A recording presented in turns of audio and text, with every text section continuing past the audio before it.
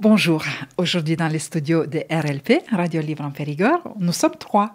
Nous serons 2 à interviewer, moi et Emma. Bonjour Emma. Bonjour. Et on va saluer notre invité, qui est aussi de maison, c'est Stéphane Lambert. Bonjour Stéphane. Bonjour Aïda, bonjour Emma. Nos auditeurs vous connaissent parce que vous animez une émission phare, Justice Famille en France, tous les vendredis soirs à 20h en direct, et la rediffusion dans la semaine, je ne me souviens plus le jour. Mercredi à 16h et puis RLP Business le mercredi à 14h avec la rediffusion le samedi matin à 11h30 je crois. Exact, Stéphane. Donc, vous êtes bien investi et en plus, administrateur de RLP.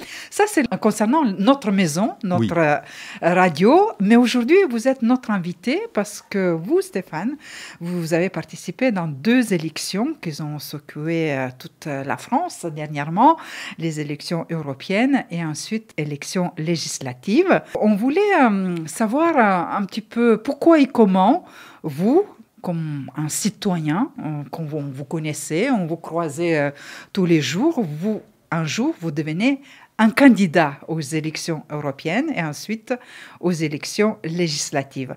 Est-ce que c'est venu naturellement ? Quel événement vous a fait prendre cette décision de devenir un candidat, Stéphane ? C'est la continuité du militantisme associatif qu'on avait commencé à l'époque où on s'est rencontrés. On avait fait le mouvement du 16 mai 2018 avec certaines figures du combat parental et la protection des enfants en France. Et on avait déjà essayé de faire une liste aux européennes il y a 5 ans. Mais comme on n'était pas doué administrativement, qu'on s'y était mal pris, on n'avait pas réussi à déposer le dossier à la préfecture parce que les règles avaient changé quelques semaines avant le dépôt. Il faut savoir que pour monter une liste européenne, il faut autant de candidats que de sièges accordés au pays. Et le but de monter cette liste il y a 5 ans n'était pas de se faire élire, mais d'accéder à la fenêtre médiatique. Avec l'ambition de se dire qu'en période électorale, normalement, nous serions capables, entre nous, d'aborder certains sujets, tous les sujets de la campagne, qu'on ne fait pas habituellement et que normalement, en étant officiellement candidat administrativement, nous aurions un accès à la fenêtre médiatique pour pousser certains sujets dans les débats. Donc il y a 5 ans, on n'a pas réussi à le faire. Et cette année, on s'est mieux organisé et cette fois-ci, on l'a fait. Donc c'était une partie remise, on peut dire, un petit peu. Oui, tout à fait. Oui, c'est une partie. Après, j'avais aucune idée de l'ampleur que ça allait prendre et de ce qui allait se passer, parce que ça a vraiment été un accélérateur. J'ai passé 3 mois et demi absolument dingue.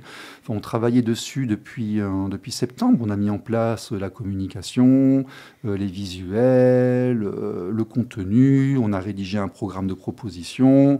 On a commencé à faire de la promotion sur Internet, des lives, à communiquer un petit peu, parce que la campagne, en fait, pour la première arnaque, la campagne pour les grands partis commence à la mi-janvier, mais les petits partis, en fait, comme l'inscription se termine le 19 mai, et qu'il faut avoir 81 candidats qui signent manuellement un CERFA, on ne peut déposer la liste que le 19 mai, et donc on ne démarre notre campagne, nous, qu'à partir du 19 mai. Alors que tous les gros et tous les majors, en fait, commencent déjà à avoir accès aux médias, aux télévisions, depuis la mi-janvier, la mi-février. Vous avez trouvé que c'est une sorte d'injustice ? Il y a beaucoup d'injustice envers les petites listes, très clairement. Bon, après, on a fait comme d'habitude. La politique, ce sont des moments où des gens arrivent de nulle part qui n'avaient absolument rien à faire dans cette liste au niveau historique et qui ont tiré la couverture à eux. Donc, on a vu le meilleur de l'être humain et le pire. Et comme ça se passe très souvent, on s'est engueulé, on s'est séparés en 2. On a fait plusieurs listes. J'ai tenté de faire la mienne. J'ai pas eu mes CERFA. Lalanne m'a contacté. Je suis allé avec Lalanne. Mais bon, ça, on verra après les trucs.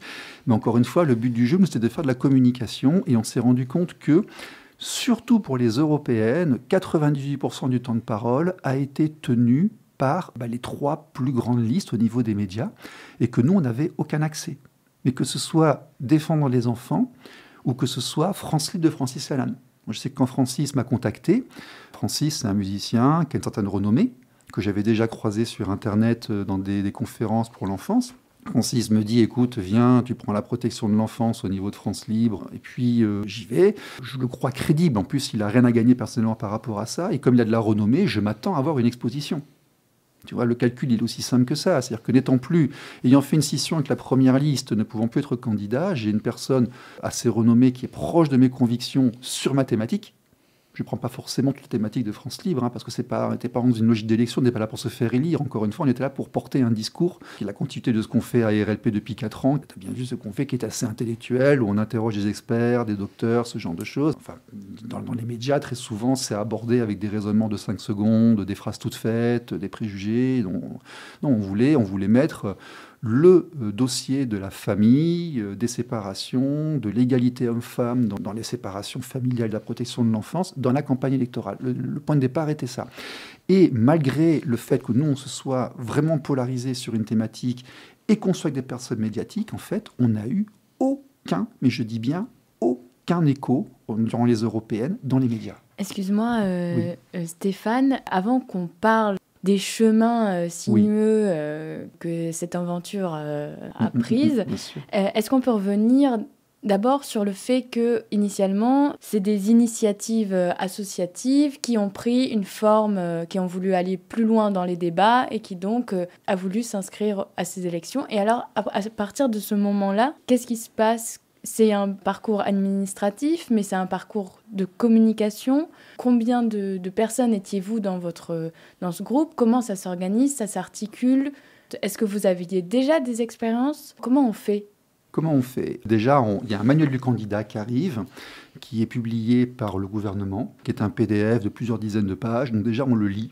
C'est passionnant, d'ailleurs, un document administratif de 90 pages. Il faut se taper, ce qui est autorisé, ce qui n'est pas autorisé, ce qui est imposé, ce qu'on peut faire, ce qu'on ne peut pas faire. Déjà. Donc, ce qui nous impose, c'est que depuis que l'Angleterre est partie, il y a 81 sièges alloués à la France. Donc, il faut avoir 81 personnes qui se présentent, même si on sait que c'est une élection nationale à la proportionnelle et qu'au-dessus de 5%, les 81 sièges sont repartis au niveau des pourcentages. Donc, quand on ne fait pas 5%, on n'a aucun candidat. Quand on fait 5%, on sait qu'on en a 6 ou 8 qui vont être députés européens. Et même si on n'a pas l'ambition d'arriver à ces valeurs de 5%, pour exister administrativement, il est impératif d'avoir 81 personnes. Ensuite, une fois que les 80 personnes sont déposées, il y a ce qu'on appelle la propagande. J'étais extrêmement surpris de voir que notre institution, notre gouvernement, appelle toujours cela de la propagande. Nous avons un service de la propagande en France et toute liste européenne doit fournir sa propagande. On n'appelle pas ça communication, on appelle ça propagande. La propagande comporte par exemple le bulletin de vote. Donc on a déposé un bulletin de vote que je vous ai amené dessus. Là. Bon, moi, je l'ai fait avec Alix, le bulletin de vote. On voit qu'il y a Annie Christelle, il y a moi, il y a Alix, etc. Et on dépose le bulletin de vote, il faut qu'il soit conforme. Et il faut savoir qu'ils le regardent et tout. Est-ce qu'ils acceptent le bulletin de vote ? Il fait partie de la propagande, ça restera à vie sur le ministère de l'Intérieur. Ce bulletin de vote, il faudra qu'il soit à l'identique dans tous les bureaux de vote. Il ne peut pas être différent. C'est celui-là qui a été homologué par la commission de la propagande et il faut que ce soit même dans tous les bureaux de vote. Il faut aussi déposer ce qu'on appelle une profession de foi. FOI. Il n'y a pas de S, il n'y a pas de E, c'est une profession de foi. La profession de foi, c'est 2 pages, c'est-à-dire une page recto verso, où dessus, le candidat ou la liste indique ce qu'elle s'engage à faire et à proposer durant l'élection. Donc c'est un vocabulaire un peu vieillot, c'est très administratif. Nous, on a fait 2 pages avec 8 paragraphes. C'était difficile parce qu'en fait, dans les circonvolutions, je suis obligé de revenir parce que ça a une importance. Quand je suis arrivé avec Lalanne, eux venaient de se fâcher avec La Ruche. Ils étaient mélangés à beaucoup de mouvements citoyens. Ils étaient avec Christian Cotten qui venait de démissionner. Moi, je suis arrivé là-dedans, je connaissais personne à part Francis. Ils m'ont demandé assez rapidement de m'occuper de la communication. J'ai découvert un petit peu tout ça et mettre en place 80 personnes et arriver à les faire mettre d'accord, tu vois, sur la formule de propagande recto verso sur les 8 paragraphes. Eh bien, c'est un grand moment de la vie. Parce que c'est un peu l'ambiance gilet jaune où il faut que tu aies 81 personnes qui soient d'accord au mot près, à l'unanimité, ligne par ligne, avant qu'on l'envoie à la postérité. Tu vois, c'est un peu le sentiment général. Bon, donc et ça, il faut comment arriver à le s'est passé faire. ce débat, Stéphane ? J'ai beaucoup dormi après. J'ai beaucoup dormi. Parce qu'en plus, il y a là, tu te rends compte que, effectivement, même pour des petites choses comme ça, où tu fais des petits résultats, il y a des personnes qui veulent absolument qu'on parle de leur truc. Bon, on m'a dit, tu viens, tu auras ce secteur-là. Mais évidemment, ce secteur-là, tout le monde s'y intéresse et tout le monde veut mélanger ses trucs. Et puis, la personne qui, en fait, s'y intéressait il y a 3 semaines pense qu'elle en sait autant que celle qui en fait depuis 20 ans. Et puis, c'est assez compliqué, c'est assez complexe. Mais nous, on avait un fonctionnement démocratique et puis on a voté. On a voté sur notre profession de foi. On a fait une profession de foi qui était censée représenter l'esprit général de la liste et qui finalement est pas si mal que ça. C'est pas du Charlie Hebdo, c'est propre, le vocabulaire est relevé. Il y a vraiment une réflexion qu'on a réussi à poser sur papier parce que les gens qui étaient là, même si ce n'étaient pas des politiciens convaincus, personne n'avait eu ils n'étaient pas dans le jeu de la politique et de la décision, ils étaient plutôt dans le... Puis en plus, c'est particulier, France Libre. On est dans l'excentricité, dans l'ésotérisme, dans les petites choses, la grande différence, en fait. Tu vois, on n'est pas dans les courants généraux. Donc, c'est des gens qui vraiment voulaient porter certaines choses comme l'indépendance des agriculteurs, le fait qu'on contrôle ce qui est dispersé dans l'air, le fait que notre corps nous appartient, le fait que c'est nous qui éduquons nos enfants, mais plein de bonnes intentions que chacun portait de manière très vivace. La protection des gens qui sont sensibles aux ondes, parce que ça existe aussi. Et il a fallu mettre tous ces gens-là d'accord, et ça n'a pas été évident. Et voilà. Mais administrativement, il y a ces 3 points. Voilà. Inscription des 81, les bulletins de vote, la profession de foi. Et vous, Stéphane, est-ce que vous vous êtes retrouvé dans cette diversité, dans ce groupe, avec toutes ces idées? Est-ce que vous vous sentiez dans votre place? Alors encore une fois, j'ai dit, moi, j'ai pas trop touché terre en tout ça. Moi, je me suis séparé le 17 avril de la liste initiale, qui, en fait, elle avait récupéré des vrais politiciens. Parce que malheureusement, quand ça commence à briller un petit peu, on voit des gens qui arrivent. Et on était très, très laxistes à défendre les enfants. On était vraiment, si vous voulez en aide, vous venez avec nous. Il nous faut 81 personnes. Mon Dieu, comment on va réussir à avoir 81 personnes qui soient capables de remplir un document comme ça, de signer. Puis en plus, il fallait s'engager sur une charte, montrer un extrait casier judiciaire vierge. On avait des requests, des demandes qui étaient plus importantes que celles des autres. Donc on ne prenait que des gens qui n'avaient vraiment un casier judiciaire vierge, qui n'avaient jamais été condamnés pour violence. Parce que tu ne peux pas aller prétendre pour faire la protection des enfants, défendre les gens victimes de fausses accusations, si jamais toi-même tu as été condamné parce que tu as frappé quelqu'un ou que tu t'es mal comporté. C'est pas possible. C'est incompatible avec le discours. Donc on voulait avoir un casier judiciaire vierge, on voulait que les gens s'engagent sur des valeurs telles que celles de la CIDE, et il fallait remplir des PDF, ce genre de trucs. Et 80 personnes qui envoient ça n'a pas forcément été évident. Donc on a fait de la com, et quand on a commencé à être visible, il y a des gens vraiment politiques qui sont arrivés. On a vu arriver un ami d'enfance de Raffarin, on a vu arriver une Lyonnaise qui était... ils vont se reconnaître, je suis désolé, mais bon, je vais le dire aussi, qui était une ancienne femme de députée, et puis une ancienne militante d'un parti politique, et puis qui a commencé à transformer le discours sur sa problématique qui était à elle, et puis des gens qui venaient pour défendre leur affaire personnelle, et puis ce sont des moments où on voit le pire et le meilleur de l'être humain, quoi. Et puis il y a eu... Jusqu'au moment où la liste défendre les enfants, ça a été une seule personne, une seule association qui voulait rentrer sur Wikipédia et autres. Et là, ça a explosé, on est parti en deux. Voilà. Là, avec les autres, j'essaie de monter ma liste. Et puis, j'ai pas eu mes 80 SERFA, j'en ai eu que 31, parce qu'en 3 semaines, c'était compliqué. Et là, Francis Lalanne m'a appelé, et pour la défendre des enfants, je suis rentré. Et là, j'ai découvert le reste de France Libre. Et France Libre, la partie sur la souveraineté et autres, éventuellement, oui, moi je veux bien. Là, je peux l'assumer. La partie Francis Lalanne, en fait, oui, je l'assume assez facilement. C'est un intellectuel, c'est un musicien. Je suis musicien, je suis aussi un peu barré de temps en temps. J'ai aussi des idées que tout le monde n'arrive pas... Enfin, qui sont raisonnées, mais qui ne correspondent pas forcément à la norme. J'ai été expatrié durant longtemps. Je ne me sens pas 100% français. Je ne trouve pas de politiciens qui pensent comme moi. Donc on était un peu deux ébulons sur ce côté-là, donc ça ne me dérangeait pas outre mesure. J'ai demandé dès le départ à être certain qu'il n'y avait pas d'homophobie, qu'il n'y avait pas de racisme, qu'il n'y avait pas d'antisémitisme, qu'on ne disait pas de mal de qui que ce soit et autres, parce que j'entendais venir à l'avance les critiques. Ça m'a été certifié d'entrée. Je suis allé voir de l'intérieur, je n'ai rien vu qui était critiquable. Alors après, les histoires passées des gens il y a 20 ans, écoute, il y a 20 ans, j'ai dit des conneries, moi aussi, c'est possible. Si je veux demander aux autres qu'ils puissent excuser les bêtises que j'ai dit il y a 20 ans, il faut que je puisse le faire aussi pour les autres, à partir du moment où... Et puis moi, j'étais là pour avoir une visibilité. Puis on m'avait promis, et si tu viens, tu auras des antennes nationales, tu auras une visibilité, et tu pourras aller parler de ton travail et de la cause...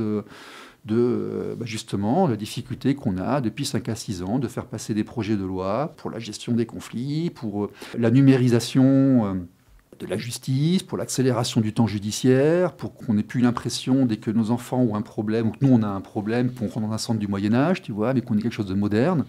Ça valait le coup d'être reporté, tu vois, et ça vaut le coup d'être reporté, ça vaut le coup de faire des concessions aussi, parce qu'on n'est jamais d'accord à 100% avec les gens. Vous, Stéphane, vous dites les politiciens qui ont récupéré certaines choses. Comment vous considérez, comme vous dites, les politiciens et nous? On dirait que vous opposez ces deux entités. Qui sont les politiciens pour vous? C'est une excellente question parce qu'il faut éviter la parano et le fameux « ils ». Ils disent ça sans qu'on puisse identifier le « il ». Tu vois, c'est le truc imaginaire qui fait qu'on devient parano. Les politiciens, ça veut rien dire parce qu'à la limite, à partir du moment où moi je me suis inscrit sur une liste comme ça, je devenais politicien, tu vois. Donc non, c'est effectivement un abus de langage. Les politiciens, dans ce cas-là, c'est des gens qui avaient l'habitude de venir dans des groupes pour se mettre en avant et obtenir des choses et négocier, quitte à écrire des ouvrages sur comment gérer les groupes et les manipuler. Des gens qui ont l'habitude des partis politiques et des appareils politiques sur la durée. Voilà. C'est quand même une façon de penser qui est extrêmement différente de la nôtre. Hein. Nous, on est quand même des grands naïfs. On se dit, bon, si j'ai envie de parler des gosses, ben, je vais aller parler des gosses. En fait, non.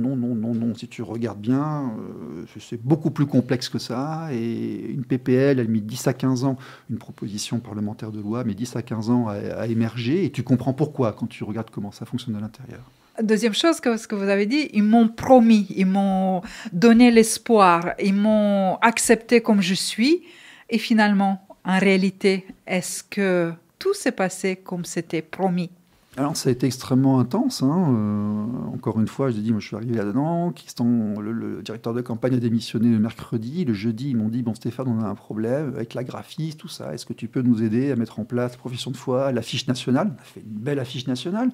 On a réussi à mettre la tête de plus de 30 personnes sur l'affiche nationale. Tu peux comparer aux affiches nationales des autres. Tu ne voyais pas les gens. Nous, d'accord, il y avait 2 personnes très médiatiques. Il y avait plein de gens qui étaient en dessous, qui portaient des choses. Donc, on a réussi à faire une affiche avec une trentaine de personnes. Donc il a fallu faire ça, c'était un peu un boxon terrible. Et puis il y a eu ce problème où, durant les européennes, il n'y a pas eu de représentation médiatique. J'ai eu une interview ici sur RLP avec Comte Descazeaux, le stagiaire de Toulouse, qui était très bien faite. J'ai trouvé bien ce garçon, il était percutant, on a obtenu un bon niveau. Luc, on a obtenu, je ne sais pas si tu l'as entendu, mais il y avait un bon niveau sur la table, là, sur le plateau. Ça discutait bien, ça rebondissait. Moi, je m'étais dit, super, je vais faire plein de choses comme ça. J'adore, je vais pouvoir aller porter tout ce que j'ai passé 4 ans à aller interroger les plus grands experts sur le sujet, les docteurs, les universitaires. Je suis en train d'écrire des bouquins par rapport à ça. J'ai vraiment fait un gros travail de fond sur la famille contemporaine occidentale. Je vais pouvoir aller faire ça. Et ben non, j'ai pas pu. J'ai pas pu à tel point qu'on a porté plainte à l'Arcom. Déjà, la chaîne YouTube de la chaîne a disparu durant la campagne électorale, sans qu'on sache pourquoi. Pouf, il n'y avait plus de chaîne YouTube. Ensuite, les clips de campagne ont été à moitié diffusés. On sait que les clips de campagne, ils étaient un peu costauds. Mais à un moment donné, j'ai dit, quitte à voter pour des comiques, autant voter pour des vrais. Enfin bon, voilà, on pouvait le tourner un petit peu comme ça, tu vois. Et puis, vu que c'était pas sympa avec nous, on n'allait pas être sympa avec eux non plus. Mais on a quand même gagné le procès à l'Arcom. L'Arcom a reconnu qu'il y avait un manque de représentativité des petites listes, et c'est grâce à nous, il y a France Libre au procès de l'Arcom, qu'il y a eu le 2e débat le mercredi avec les petites listes et François Asselineau, qui avait été invisibilisé aussi jusque-là. Mais toujours pas Francis Lalanne. Toujours pas. Ni Dieu donné. Bon, il y a peut-être d'autres raisons historiques par rapport à ça, mais on a quand même réussi à faire passer sur France Culture. C'était bon. Il a adoré, même si on était un peu bon. Passons. Mais donc, l'Arcom a dit, oui, c'est vrai, vous n'avez pas été représenté, le jeu électoral n'a pas été représenté. Donc, on est allé à la Cour d'appel de Paris. La Cour d'appel de Paris nous a dit, ouais, vous avez raison, mais c'est trop tard. Je dis, comment? Ben oui, c'est trop tard, il reste 2 jours, vous n'avez pas été représenté dans la campagne, mais la campagne est terminée, c'est trop tard. Je fais, oui, mais vous savez, normalement, la campagne, on sait qu'on est, enfin, c'est au début, c'est à la fin qu'on sait qu'on n'est pas représenté. Je dis, ouais, mais c'est trop tard, on peut pas. Bon.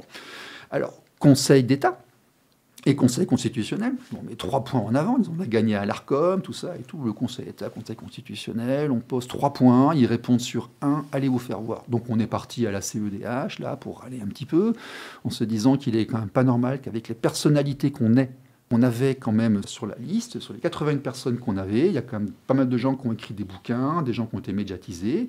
Il n'est pas normal qu'on ait eu 0% de temps d'antenne. Voilà. Donc ça, quand même, ça a été le premier problème. Ça veut dire que la campagne électorale, quand on est une petite liste, il y a 3 gros problèmes quand on est une petite liste pour les européennes, on verra après pour les législatives. C'est que, 1, les gros, les majors ont leur temps de parole qui commence en janvier-février. Nous, on ne peut pas l'avoir avant le 19 parce que tout le monde dit on n'est pas sûr que vous aurez vos 80 SERFA, donc on n'est pas sûr que vous pourrez parler. Et puis, une fois que le 19 arrive, ils disent ouais, mais si tu veux, le scrutin est dans 3 semaines et puis nos programmes, nous, on les fait à l'avance.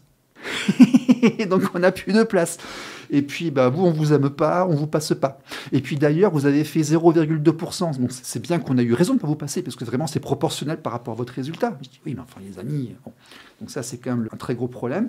Le troisième, c'est les bulletins de vote. Les bulletins de vote, il faut se rendre compte du prix que ça coûte de faire des bulletins de vote et des affiches. En plus, nous, on ne savait pas, on a mis une barre noire au-dessus et en bas.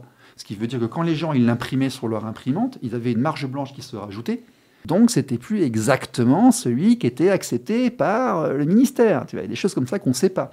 Et tu te rends compte aussi, quand tu creuses, que tu as une société qui a fait un partenariat avec la France.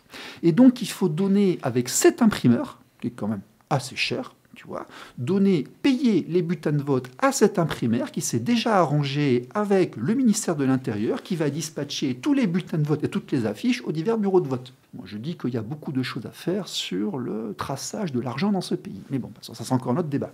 Mais quand tu vas en Allemagne ou en Belgique, tu as un seul bulletin de vote et tu as des cases à cocher.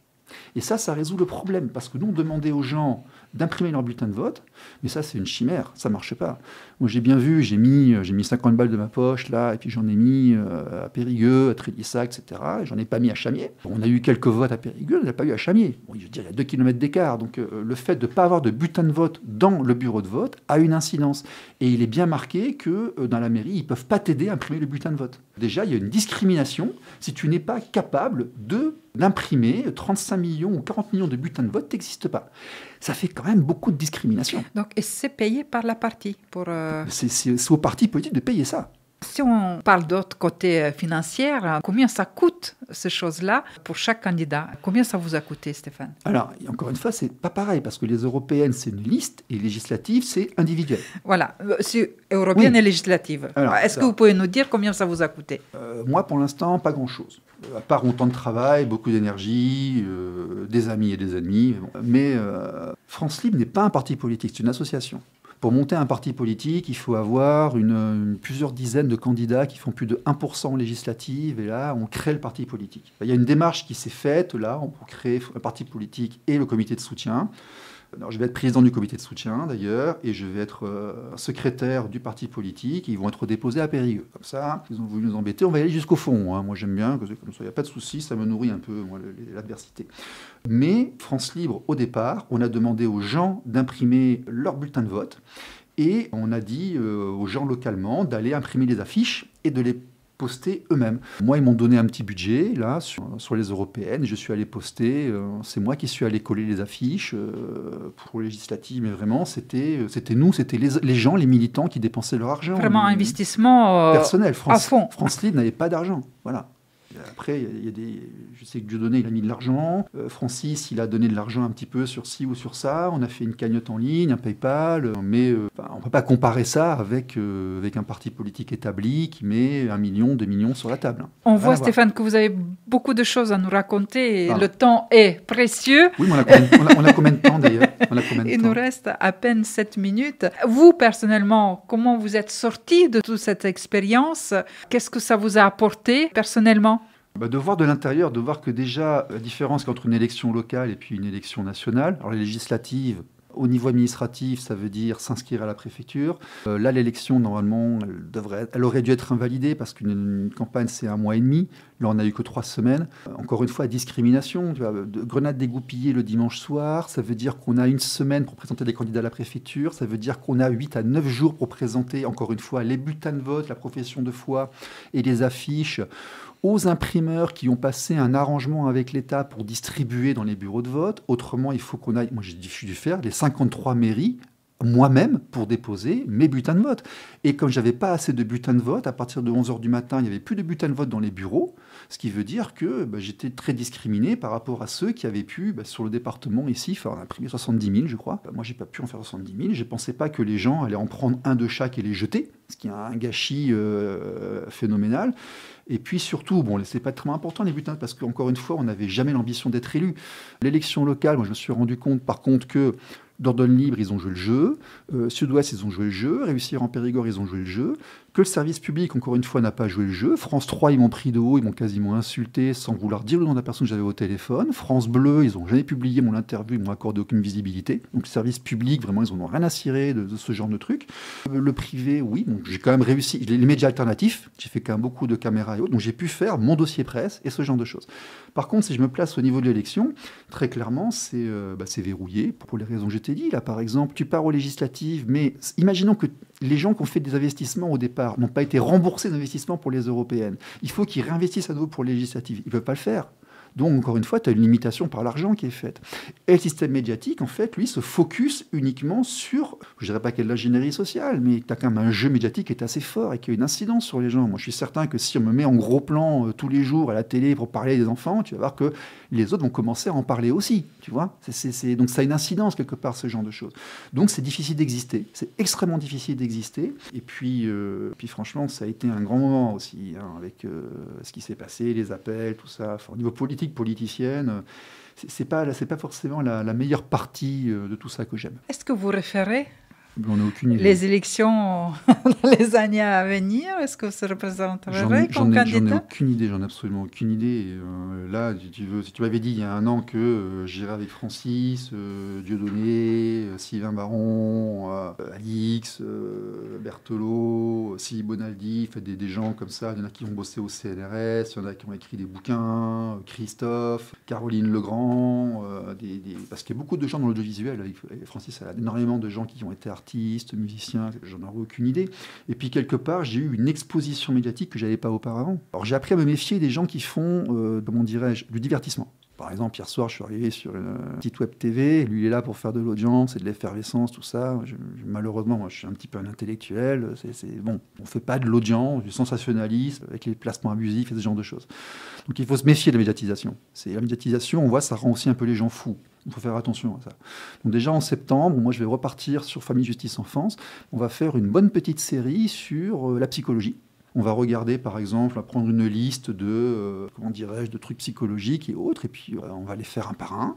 Et puis peut-être que je referai des genres médiatiques un peu plus tard. Déjà, on va essayer de revenir un peu sur Terre. Les émissions vont reprendre, oui. La vie ordinaire va reprendre, oui, et on verra parmi nous pendant ce moment-là, parce que c'est vrai, pendant les élections, notre petite radio locale associative n'a pas pu couvrir. Désolé, mais c'est notre choix aussi, parce que tout simplement, vous n'avez pas le droit, on ne peut pas. On n'est pas assez puissant, tous les mouvements, tous les candidats. Comme vous avez ressenti, même les grands n'ont pas pu le faire. Qu'est-ce que vous voulez? Non, mais est-ce que c'est RLP de le faire? Regarde, là, ce qu'on fait ici pour expliquer comment fonctionne une élection, les autres ne le font pas. Tu vois, si demain on fait un débat intellectuel par rapport avec quelqu'un du PC, du PS, de LFI, là, sur une thématique comme ça, de manière presque universitaire, nous, on peut le faire. Les autres, ils ne le feront pas. Donc, on n'a pas la même chose, tu vois, on n'a pas le même travail. C'est pour ça qu'on est là. Vous n'êtes pas complètement déçu après cette expérience? Si on revient sur le sujet, avant de se quitter? Ah non, on a eu le cœur à 180 durant 3 mois et demi, c'est passé plein de trucs. Le temps s'est quasiment arrêté, à tel point que lorsque ça s'était arrêté, on s'est rendu compte qu'il y avait un creux. Et à la limite, les gens à qui je voyais tous les jours, ils me manquent un petit peu, c'est normal. Mais bon, en même temps, c'est les bons côtés qui me manquent, c'est pas les mauvais. Mauvais, on n'a pas vraiment évoqué. Vous avez vu les agressions, les insultes? J'ai porté plainte pour cyberharcèlement. J'ai failli perdre ma chaîne YouTube avec 10 ans de travail dessus et toutes mes émissions. Il y a actuellement un procès au niveau juridique pour le visuel de défendre les enfants que j'ai déposé, que j'estime qu'il m'appartient, que j'ai conçu. Et puis eux, ils disent aussi que c'est le leur. Il y a des trucs qui sont moins beaux, qui sont moins nobles, qui vont avec. Et puis, de toute façon, tu sais, dès que tu es un petit peu connu, forcément, tu es un franc-maçon, tu es un extraterrestre reptilien juif. Tu vois, il y a plein de trucs comme ça qui viennent, qui sont liés, je pense, à l'exposition. L'exposition fait qu'une partie des gens deviennent un peu fous. L'exposition rend les gens, certaines personnes folles, et l'exposition rend ceux qui regardent, ceux qui sont exposés, un peu dingues aussi. C'est partie du truc, je pense, c'est comme ça. Vous avez gardé votre tête sur les épaules, Stéphane. Il n'est pas changé. Emma, vous voulez ajouter? Non, je pense que vous en avez dit beaucoup. Merci d'être venu sur notre plateau. Ouais, merci RLP. Merci Aïda. Et puis à la prochaine pour une deuxième partie peut-être. Merci Emma et merci Stéphane. Et à bientôt pour les nouvelles émissions.